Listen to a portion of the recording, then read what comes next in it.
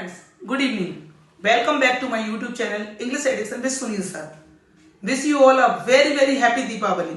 आज हम आपको लेकर पहुंचे हैं कंडीशनल सेंटेंसेस पर.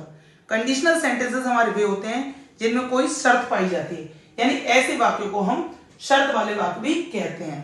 और जब शर्त होती है तो इसका परिणाम भी होता है. ऐसी कंडीशन हमारी चार प्रकार की होती है. Number 1 zero conditional, number 2 first conditional, number 3 second conditional, number 4 third conditional. बात करते हैं हम जीरो कंडीशनल की. जीरो कंडीशनल सेंटेंस हमारे वे होते हैं जिनमें कोई कार्य होता है तो रिजल्ट उसका 100% ऐसा ही होगा. ऐसे सेंटेंस को बनाते समय हम दोनों सेंटेंस को सिंपल प्रेजेंट में बनाते हैं. देखिए, if you stand in the rain, यदि आप बारिश में खड़े होते हैं, यू गेट वेट, आप भीग जाते हैं. मतलब अगर आप बारिश में खड़े होंगे तो जाहिर सी बात आप भीग जाएंगे, है ना. सेकंड सेंटेंस हमारा if you heat ice it melts, अगर आप बर्फ को गर्म करते हैं तो ये पिघल जाता है. साइंटिफिक फैक्ट सही. तो ऐसे सेंटेंस को हम दोनों वाक्यों को सिंपल प्रेजेंट में बनाते हैं. बात करते हैं फर्स्ट कंडीशनल की. फर्स्ट कंडीशनल सेंटेंस हमारे भी होते हैं यदि कोई कार्य होता है तब उसका रिजल्ट ऐसा होगा, और ये श्योर नहीं होता कि ऐसा होगा भी या नहीं, इसलिए हम सिंपल फ्यूचर में बनाते हैं. अदरवाइज हम सिंपल प्रेजेंट में बनाते हैं अगर 100% वर्क होता. तो ऐसे सेंटेंस को बनाने के लिए हम इफ वाले सेंटेंस को सिंपल प्रेजेंट में बनाते हैं और सेकंड सेंटेंस को सिंपल फ्यूचर में बनाते हैं. जैसे इफ यू वर्क हार्ड, यदि आप मेहनत करोगे, यू विल पास, आप पास हो जाओगे.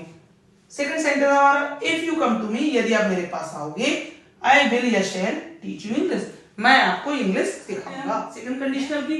सेकंड कंडीशनल हमारी वह कहलाती है जिसमें हम कोई कोरी कल्पना करते हैं या ख्याली पुलाव पकाते हैं.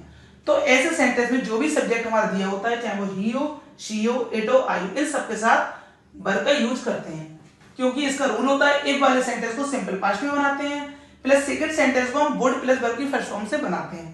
ठीक है. जैसे एग्जांपल देखिए, if I were the prime minister, यदि मैं प्रधानमंत्री होता, I would provide employment to all, तो मैं सबको रोजगार देता. अब प्रधानमंत्री होता, हम ख्याली पुलाव पका रहे हैं, ठीक है, या कोरी कल्पना कर रहे हैं, तो कल्पना वाले सेंटेंस में सब्जेक्ट के साथ वर्ब का यूज करते हैं और सेकंड सेंटेंस में वुड के साथ वर्ब का फर्स्ट फॉर्म का यूज करते हैं. ठीक. सेकंड एग्जांपल देखिए आप, if I had a car, यदि मेरे पास एक कार होती, I would lend it to you, तो मैं इसे तुम्हें उधार दे देता. बात करते हैं थर्ड कंडीशनल सेंटेंस की. थर्ड कंडीशनल सेंटेंस हमारे वे होते हैं जिनमें दोनों सेंटेंस में वर्ब के थर्ड फॉर्म का यूज होता है. और रूल क्या लगता है, इफ वाले सेंटेंस को पास्ट परफेक्ट में बनाते हैं और सेकंड सेंटेंस को वुड हैव प्लस वर्ब के थर्ड फॉर्म के साथ बनाते हैं. आइए इसके एग्जांपल लेते हैं. If I had seen you, यदि मैंने तुम्हें देखा होता, I would have stopped my car, तो मैं अपनी कार रोक लेता. अब देखिए second example, if you had come to me, यदि तुम मेरे पास आए होते, I would have help you, तो मैं तुम्हारी मदद करता. चलते हैं कंडीशनल सेंटेंसेस पर. देखिए कंडीशनल सेंटेंस की चार कंडीशन हम आपको पहले ही पढ़ा चुके हैं, बट इसमें कुछ स्पेशल रूल होते हैं जो हमें आपको समझाना बहुत ज्यादा जरूरी है. तो बात करते हैं हम अनलेस और अनटिल की, कि अनलेस कहां लगाएं और अनटिल का यूज कहां करें. अनलेस हम हिंदी वाक्यों में अगर दोनों वाक्य नेगेटिव होते हैं वहां हम अनलेस का यूज करते हैं. अब किसी सेंटेंस में अगर टाइम की बात होती है तो वहां अनटिल का यूज करते हैं. मतलब होती इसमें भी कंडीशन है. जैसे यदि तुम मेरे पास नहीं आओगे तो मैं तुम्हें नहीं पढ़ाऊंगा, यानी दोनों वाक्य नेगेटिव है. अब हम क्या करेंगे, यदि वाले सेंटेंस में इफ की जगह अनलेस का यूज करेंगे और वाक्य को अफर्मेटिव बनाएंगे. Unless you come to me, अगर आपने यहां भी नोट करें तो आपका सेंटेंस रॉन्ग हो जाएगा, क्योंकि अनलेस अपने आप में नेगेटिव वर्ड है. तो मैं तुम्हें नहीं पढ़ाऊंगा, तो की जगह कॉमा लगाएंगे और इस सेंटेंस को नेगेटिव बनाएंगे, I will not teach you. इसी तरह से अनटिल का यूज देखेंगे, जब तक 10 नहीं बज जाते मैं नहीं सोऊंगा. इस सेंटेंस को पहले बनाएंगे, मैं नहीं सोऊंगा, आई विल नॉट स्लीप. अब जब तक 10 नहीं बज जाते, until it is 10 o'clock. until क्यों है, क्योंकि ये टाइम दिया हुआ है. ठीक.